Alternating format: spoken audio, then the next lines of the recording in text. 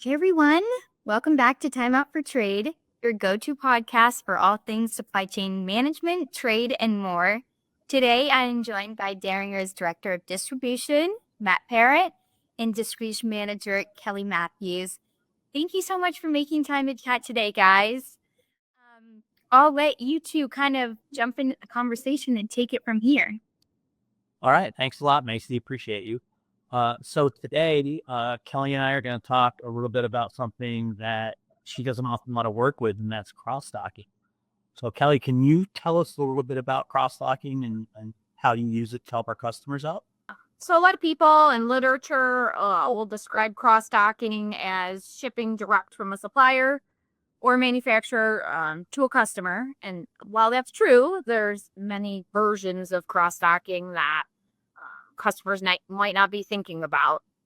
In our Deringer distribution world, it's essentially removing the storage portion of a typical supply chain process with the goods, whether they're coming southbound to us, shipping northbound to our partners in Canada, or even domestically as a consolidation point for retailers. So cross-docking looks different for everyone. Good. Could we dig into a little bit more specifically about cross-docking? We know we'll talk about maybe some southbound cross-dock and some northbound cross-dock, but could you talk about maybe a consolidation cross-dock and what we're doing for some of our clients? Ideally, cross-dock is goods unloaded from one unit, whether it be a truck, a flatbed, in some other instances, right from a rail car, directly onto the unit that's going to execute the final delivery to a customer. In our world, we consolidate, pick up LTL shipments, let our Canadian customers take advantage of domestic shipping rates, where we'll pick up LTL or full truckload shipment, cross the border, let it hit our dock. And if it's pre-labeled, we'll sort it according to the labels and ship it outbound on domestic carriers, LTL, small parcel, full truckload. There are instances where freight is not labeled, and that's 2 skids to each retailer. Same with small parcel, all carriers, FedEx, UPS, mail. So it's really unique to each one of our customers, and we handle it all. Okay, thanks, Kelly. And also on that front, when we are able to do that consolidation, we can file one entry for all of those different kinds of needs. So if you have 25 boxes that are going small parcel and maybe 10 skids that are going LTL and some other business, we can file one entry on that. We do have to file the IRS numbers of the actual consignees. We still are able to save money and time by having one entry for all of those shipments. So it's really efficient. And with those nasty tariffs out there today, you can want to save money in any way possible you can. So you had mentioned also, Kelly, about some retail stores and big box stores, the Targets and the Walmarts in the world. Can you talk about how we do business with them for our Canadian friends? Sure. So, we'll pick up in Canada, cross the border, and when it arrives to our facility, based on the routing put out by these retailers, we're sorting and passing the goods off to each respective carrier. There are instances where we'll do a hybrid cross-dock and add some cartons to a pallet, or take goods in from several warehouses, consolidate for whatever retailer is going to be picking up, sorted by DC, and load them out as one. Okay, excellent. So many of those retailers are really just looking for a point in the United States to pick up, and we can serve as that for them. So it would be our customer's name, Caravan Deringer, and that allows you to sell to all those big box stores. It's really efficient. It does. We have a relationship with a lot of the carriers here, so they know, okay, we'll come in, right? We get a little bit of priority on, we're not just on someone's dashboard as a pickup point. We have a relationship with them.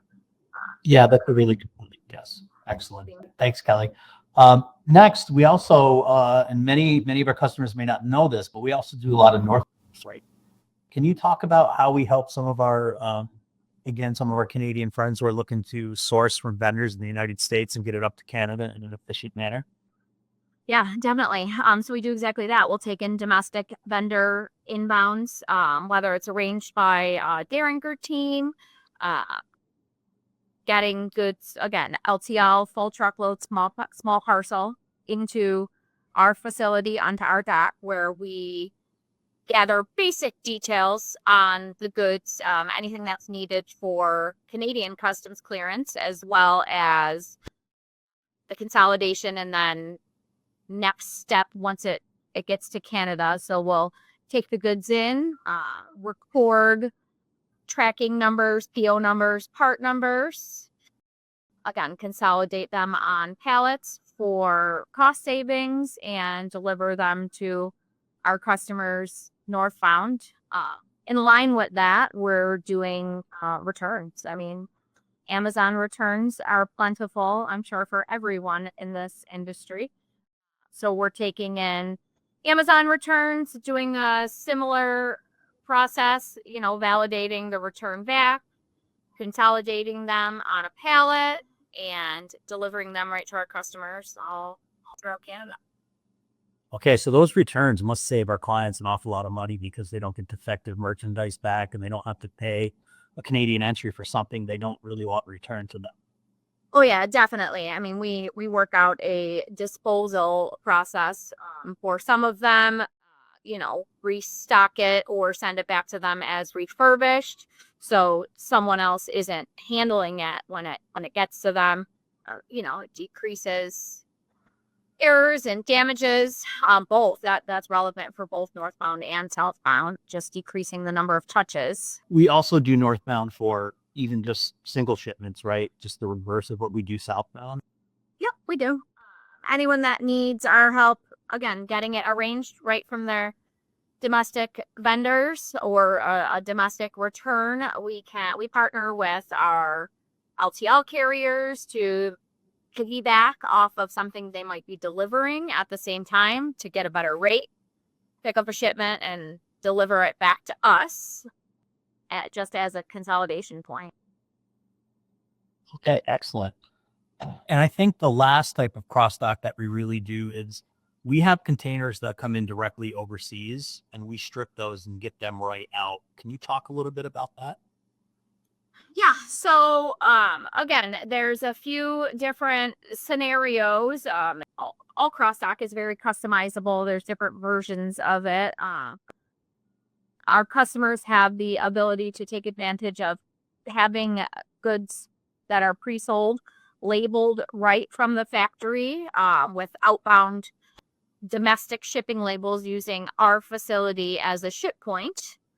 So as we're destuffing a container, it's being sorted by carrier and in most cases taken within minutes of unloading a container. It's minutes later on its way outbound to a final customer.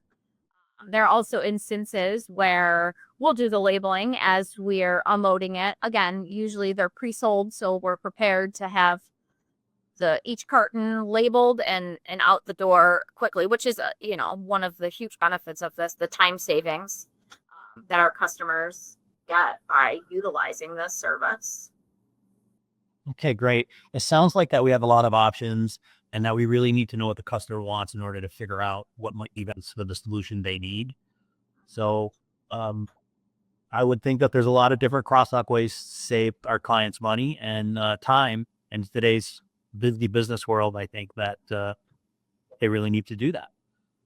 Absolutely. I mean, in this industry, everyone wants everything yesterday, right? So this is a great way to get as close to yesterday as possible and save on, some overhead storage and extra handling. We're not.